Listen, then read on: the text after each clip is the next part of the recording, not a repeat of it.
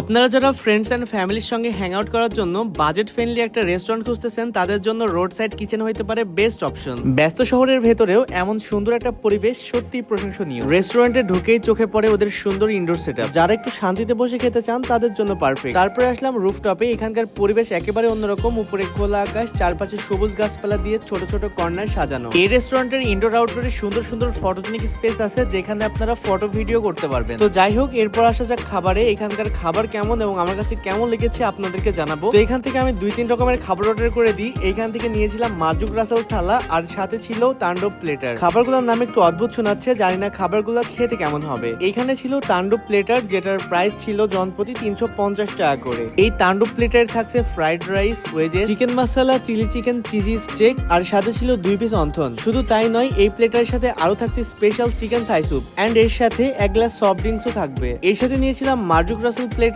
যেটার প্রাইস ছিল 350 টাকা। এই রোড সাইড কিচেনের একটা সিগনেচার ব্যাপার হলো তারা ম্যাক্সিমাম খাবারগুলো বালতিতে করে সার্ভ করে। বাইরে বৃষ্টি আসার কারণে ভেতরে চলে আসি, এন্ড এইখান থেকে এখন আমরা খাবার ট্রাই করব। স্যুপটা একদম গরম ছিল, আমার কাছে বেশ ভালো লাগছে, এন্ড অন্থন দিয়ে ট্রাই করছিলাম, আমার কাছে ভালোই লেগেছে। এরপরে আমি ট্রাই করব একটা প্লেটার। এটা ছিল মেবি মার্জুক রাসেল প্লেটার। নামটা একটু অদ্ভুত হলেও মানে খাবার কিন্তু ভালোই লেগেছে আমার কাছে। ফার্স্ট টাইম ফ্রাইড রাইসটা খেয়েছি, এটা আমার এমনি খেতেই ভালো লাগছে। এরপরে ট্রাই করছিলাম চিলি চিকেন দিয়ে, এটাও বেশ মজার ছিল।